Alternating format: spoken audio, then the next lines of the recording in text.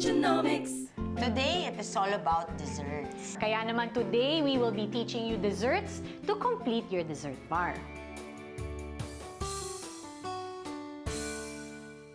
Ang desserts na gagawin natin ngayon ay quick and easy. Yes, at hindi lang easy but fun to do with your kids. Kaya naman, I would like to call in our special guest, Kylie!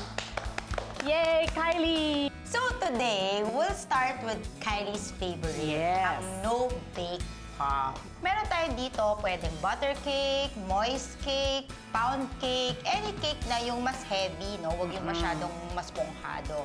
Ka-crumble nyo lang ng, huwag naman yung durog na durog, big pieces. After natin i-crumble, let's add half of our Del Monte Fiesta fruit cocktail sa bawat bowl. Mix well.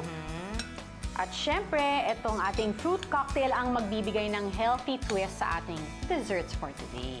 In case, no, yung cake nyo medyo on the dry side, no, you can use a reserve syrup, kaya mga 1 tablespoon, para mas mag-hold together.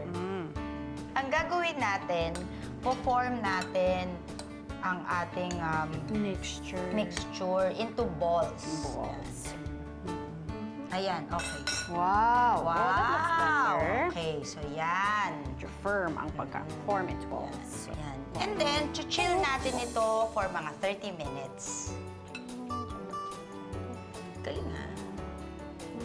Wow! O sige. Very galing, good. ah. Earlier, meron na akong na-melt na white chocolate. Yes. So ngayon, magme-melt tayo ng milk or, pwede rin ang dark chocolate. Yes. Okay. Sige, kaya na yan ni Kylie. Pwedeng glass bowl o steel bowl na ipapatong lang sa pot of simmering water. Pwede din namang patunawin sa microwave. So kapag tunaw na siya, kukuha tayo ng stick. Yes. Kung ano yung kulay na i-dip mo, yan, chocolate, no? Didip mo siya dun sa dark chocolate na chilled na ball. Yes. Tapos, let it sit lang sandali.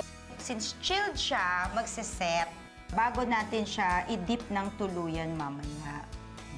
Ididip na natin ang ating cake pops doon sa melted chocolate. Correct. Okay, thank you, partner. Okay. Alam mo, partner, isang happy tip para sa mga mommies, is to have ganyan mga iba-ibang klaseng sprinkle. Para maganda, colorful, masaya. Yes. Pwedeng candy sprinkles. Marshmallows. Marshmallows, yes. Pwede rin mga nuts. One down, one more dessert to go. Now, let's make our Fiesta Mango Mousse. So, kunin natin ating chopped fresh mangoes. Lulutuin natin siya. And then, pag nakikita na nating makintab na, pwede na natin idagdag yung sugar. Tutunawin lang natin yung sugar. So, a-add natin ang ating milk, cornstarch na dinisolve natin dun sa reserved syrup from our Del Monte Fiesta fruit cocktail. And then, turn off the heat, cool for about 30 minutes. After 30 minutes, na i-transfer na natin siya into a bowl and we add Del Monte Fiesta fruit cocktail. So, halu-haluin. And then, i-add na natin yung ating whipped cream. Pag nag-add tayo ng whipped cream sa dessert, kailangan fold. Ginagawa natin yan kasi gusto natin yung ating mousse light and airy.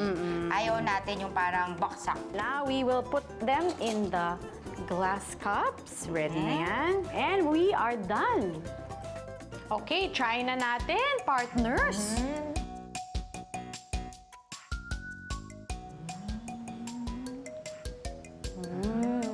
Sarap. Gusto ko yung creaminess ng mousse. So, anong mas gusto mo? Wait. Try mo muna to. Which one do you like better? This one. This one. Bakit? Why? No why. Because it tastes good. For more easy-to-do dessert recipes, just log on to www.delmonte.ph/recipes. Happy cooking! Happy cooking! Yes, and happy eating some more. Del Monte Kitchenomics.